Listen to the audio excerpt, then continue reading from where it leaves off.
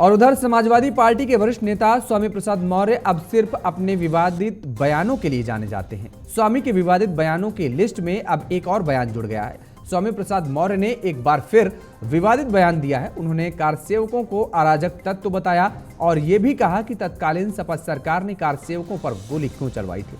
स्वामी प्रसाद ने कहा, जिस समय अयोध्या में राम मंदिर पर घटना घटी थी, वहां पर बिना किसी न्यायपालिका या प्रशासनिक के आदेश के बड़े पैमाने पर अराजक तत्वों ने तोड़फोड़ की थी। स्वामी प्रसाद ने आगे कहा, तत्कालीन सरकार ने संविधान और कानून की रक्षा के लिए अमन चैन कायम करने के लिए गोली चलवाई थी। वो सरकार का अपना कर्तव्य था और सरकार ने अपना कर्तव्य निभाया था। वहीं अखिलेश के लिए मुश्किल उनके अपने नेता भी खड़े कर रहे हैं। स्वामी प्रसाद मौर्य ने एक बार फिर विवादित बयान दिया है। उन्होंने कहा कि अयोध्या में कार सेवकों पर फायरिंग का फैसला सही था। स्वामी प्रसाद मौर्य के इस बयान पर सपा नेता राकेश प्रताप सिंह ने कहा कि सपा की तरफ से राम मंदिर के खिलाफ बयानबाजी करने से इनकार किया गया है।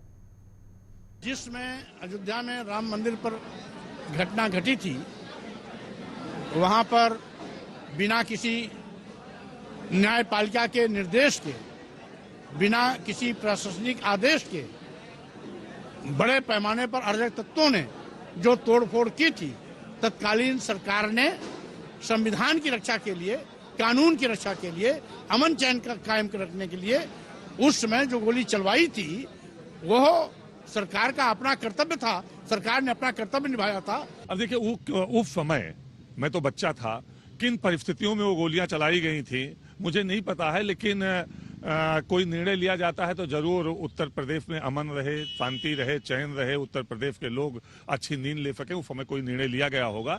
लेकिन आज सुप्रीम कोर्ट, माननीय उच्चतम न्यायालय के आदेश से राम मंदिर का निर्माण हो रहा है और जो राम मंदिर का निर्माण हो रहा है उससे जो हिंदू भावना के लोग हैं, जो और जब कोई व्यक्ति किसी के धर्म पे कोई टिप्पणी करता है, कोई व्यक्ति किसी की भावनाओं पे ठेस पहुंचाने का काम करता है, तो वो गलत है।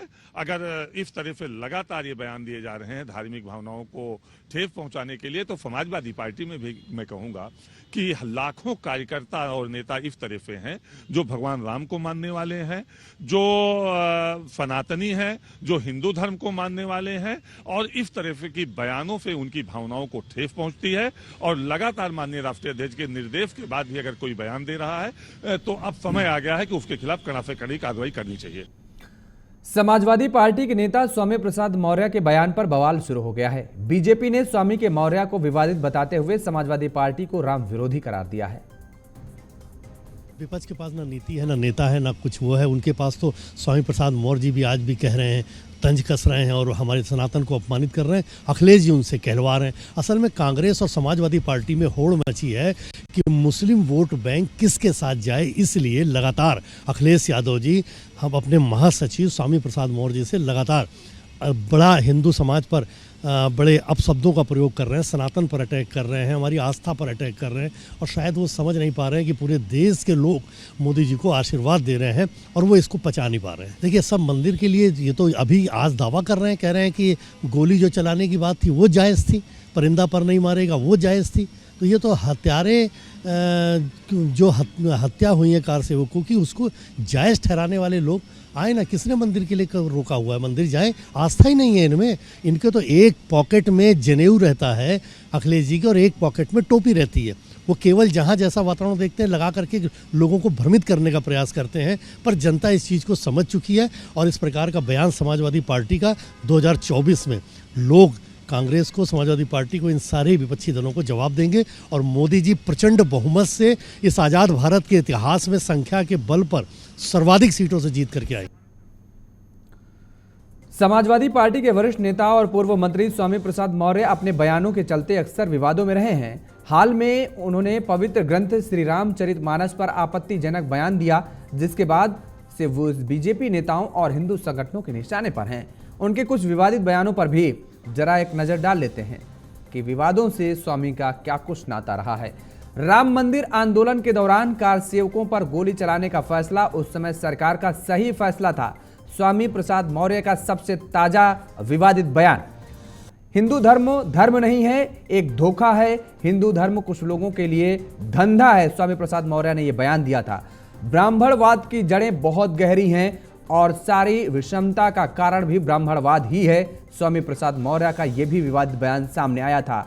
इसके बाद करोड़ों लोग रामचरितमानस नहीं पढ़ते। उन्होंने कहा सबसे बकवास है जिसे तुलसीदास ने अपनी खुशी के लिए लिखा, इस पुस्तक को बैन करना चाहिए। ब्राह्मण दुराचारी, अनपढ़ या गवार हो लेकिन वो ब्राह्मण है। शूद्र कितना भी पढ़ा लिखा हो उसका सम्मान मत करो। जो धर्म हमारा सत्यानाश चाहता है उसका सत्यानाश हो। स्वामी प्रसाद मौर्य का बेहद विवादित बयान ये भी सामने आया था और यहीं पर वो रुकते नहीं हैं। दरअसल इसके पहले भी उन्होंने बयान दिया था कि मोदी जी आए हैं, राम को लाए हैं। ऐसा लगता है मोदी ने राम को पैदा किया है। जो राम का सौदा कर सकते हैं वो आपका भी सौदा कर सकते हैं। शादियों में गौरी गणेश की पूजा नहीं करनी चाहिए, स्वामी प्रसाद मौर्य ने कहा। यह मनुवादी व्यवस्था में दलितों और पिछड़ों को गुमराह कर उनको गुलाम बनाने की साजिश है।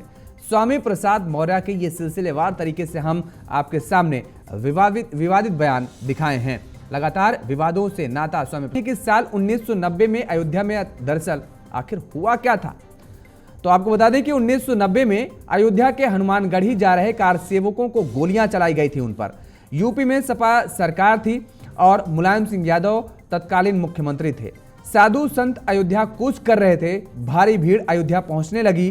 प्रशासन ने अयोध्या में कर्फ्यू लगा रखा था। श्रद्धालुओं की एंट्री बैन कर रखी थी। बाबरी के 1.5 किलोमीटर के दायरे में बैरिकेडिंग की गई थी और कार सेवकों की भीड़ बेकाबू हो गई। 30 अक्टूबर 1990 को कार सेवकों पर चली गोलियों में 5 लोगों की मौत हो गई। घटना के बाद अयोध्या के साथ देश का माहौल तरह से गर्म हो गया था पूरी तरीके से। 2 नवंबर को हजारों कार सेवक हनुमानगढ़ी के करीब पहुंचे। 2 साल बाद 6 दिसंबर 1992 में विवादित ढांचे को गिरा दिया गया।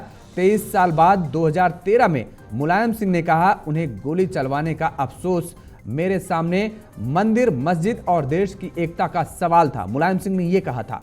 बीजेपी ने अयोध्या में 11 लाख की भीड़ कार सेवक के नाम पर खड़ी की। देश की एकता के लिए मुझे गोली चलवानी पड़ी। मुलायम सिंह ने यह बात कही थी। गोली चलवाने की उन्होंने बात खुद स्वीकार की थी।